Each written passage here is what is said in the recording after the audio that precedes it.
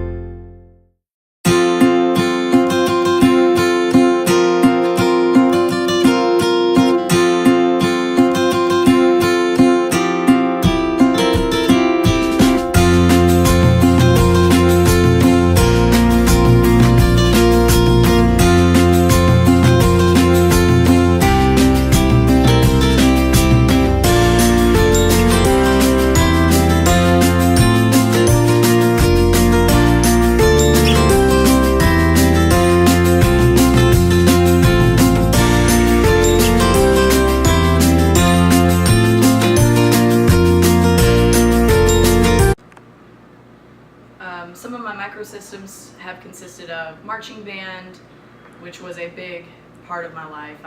I started band when I was in middle school. First year that I could, I joined marching band, and I was a diehard marching band kid for 4 years in all 4 years of high school. I played volleyball up until I found out about my scoliosis and my hole in my heart. Then I quit. Same goes for my soccer. And I was part of a band, like roadie kind of group when I was in high school in North Carolina. I considered them my social clique for a while, and they were a big part of my life. I turned into a concert junkie. We were always having bonfires, throwing parties. They were probably the biggest clique of my life. I would consider, back when I was younger, I'd say anywhere between from 6 years old up until about 12, we had a group of kids from the subdivision that I hung out with a lot. It was every day we were outside either building forts or just, bike riding, hanging out, whatever kids do. I also consider work a big microsystem of mine. Work now is like my happy place almost. I know that's funny to say because most people don't enjoy their jobs. Gracelyn Barris is my best friend. I met her at the Irish Times. When she first started, I trained her, and we always joke because we didn't really like each other when we first met. She thought I was bossy, and I thought she was kind of too quiet. But she started to get better at her job, and we just started being stationed in the same sections, and she's my best friend now. She's like a sister to me. We do everything together. We're planning on living together, and I don't know what I would do without Gracelyn in my life. My friend Garrett, he is a huge part of my life as well. He's the barback at the Irish Times. We've known each other for only a year, but it seems like I've known him for a lot longer than that. I care about him deeply. We spend a lot of time together. We go to Waffle House after work, and we'll, talk about our night at work. He's definitely one of my best friends, and he's always got positive things to say to me. He's always trying to help me figure out different things in my life, and he helps me handle things that sometimes I really just can't handle on my own. I consider him a very big deal in my life.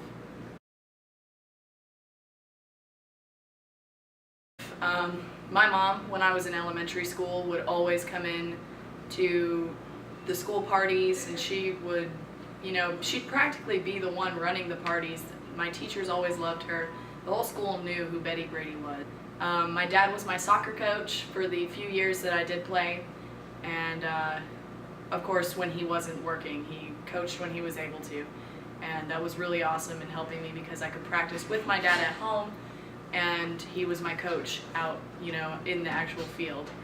My brother Cole, he played football, and I would be in the marching band, and I felt like I was always playing just for him, and he'd always give me a look from down on the field. We'd stop during halftime to go and quick say hey to each other. My little sister, Kyra, she was in marching band with me for, the years that I was still still going to high school at the same time as her. And it was really great to be able to practice our music together because we played different instruments, but hearing the parts together was always a really great thing. Probably, most likely my dad, and what happens to him at work. My dad runs a big company, he's the problem solver down there, and he'll come home in an angry mood or in just an offset mood, or he'll be distant, and whether it's his reaction when I was younger to myself and my mother and my younger sister, or now when he's reacting to myself and his fiancée Jen, having a bad day at work or a big project going wrong can definitely change the way he acts at home. Another one would be when I was in marching band, if a band director was having a bad day, something didn't go right in their plans, I can see where that would affect how they act towards us as band students, even though we might not have even done anything wrong. Another exosystem would be, if I'm staying with Garrett and he gets off work late, or he's a manager down, at a catering business. If something goes wrong down there, somebody, messes something up, he has to stay late and do extra paperwork, I can see where that would, affect how he acts towards me, whether or not he wants to hang out, whether he just wants to go to sleep, or stay up and watch movies. I can see where how work factors in on that. The number one macro system in my life is feminism. My friends call me a feminist all the time. In fact, there's a joke that I'm a feminazi. I simply believe women should be treated equally to men. Women are just as capable of doing things as men are, and I don't think that women should be treated as sexual objects. Another one would be racism. I was not raised in a family where racism was a big thing. I believe that everybody is equal. Everyone's a human being. We're just, everybody's different in their own way. Religion, due to the fact that my dad was Catholic and my mom was Methodist, I was not raised with a religion. I did not attend church at any point in my entire life because my parents wanted me to choose my religion on my own, based on my personal beliefs, not theirs. And the only religion that I've found close to my own values is Buddhism. My grandmother died when I was very young. I was told I met her when I was about 3. I don't remember that. I've seen photos, but I don't remember it. My grandfather passed away when I was 10. It was shortly after I visited him and was old enough to remember meeting him. And then when I was a sophomore in high school, my first boyfriend, he took his life. His name was Kyler, and that was a very big impact on me. That was the first time that I'd ever encountered death where it was, somebody that I really knew.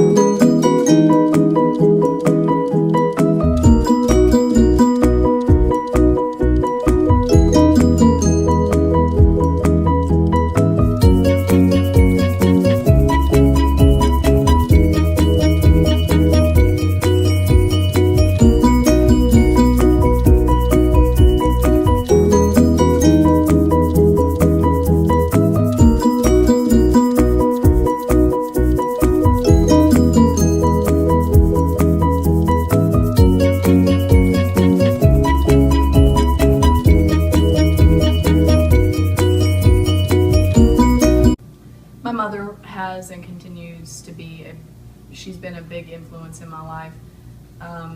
She's a strong woman. She's been through hell and back, and she continues to stay strong and pursue her goal. Is Kyler. When he took his life, I told myself that I would continue to live on and push through all the hard times in life, because he couldn't, and I hate that he decided to do that so young and didn't get to experience any more of life. And his name is Michael. Whenever I was in a hard time, he would tell me that I was Rosie the Riveter, that I could do it, that if I just put my dukes up, I could get through, any hardship. It's my brother Cole. I've grown up with Cole, and he has been there for me through thick and thin, and I know he has my back no matter what. It's my best friend Gracelyn. She is a strong-willed person, and she's always there when I need somebody to talk to. She's always there when I need somebody to remind me, hey, this is why you're here, this is why you're doing this. A large group of people that have made a very good impact on my life is my English teachers over the years. From 6th grade all the way until now, I've considered my English teachers as my role models. They've helped me better my writing to where I am today, and writing is my passion. Writing's what I want to do with my life. Some bad influences in my life. The number one would be my father. My father was never really around when I was younger. He's always been a really cold person. He's not very emotional. Even after the divorce, I had to go through that on my own, because he'd never really thought about what it was doing to me or how I felt about it. Another bad influence would be a past relationship. His name was John. He had an anger problem, and he had a problem with emotional as well as physical abuse, and I don't think I'll ever be able to fully get over that or fully trust another person again. Some major points of light in my life. The first big one would be the day that I chose to forgive my mom. The day I finally realized that it was not my mom's fault for the divorce. I look back on that day when I realized that, and it always makes me happy that I could finally, forgive my mom and let go of all of it. And I actually now consider my mom my best friend. Another would be marching band. I never look back at marching band and think of a bad time. I loved marching band, and I loved being there. I loved being away from home. It was my escape in high school. An activity that really is always calming to me, it always just brings me to a happy place, is stargazing. I'm obsessed with the stars. I'm obsessed with the universe. Some points of darkness, when I look back on them in my life. One would be moving in with my dad after the divorce. The divorce in its entirety was a dark time for me, because I was left emotionally on my own to deal with that. I chose to delve into drugs as my way of, getting away from the divorce and getting away from my dad and his new relationship. And I constantly look back at that time, and I try to, forget it, because I hate that I chose such a drastic way of coping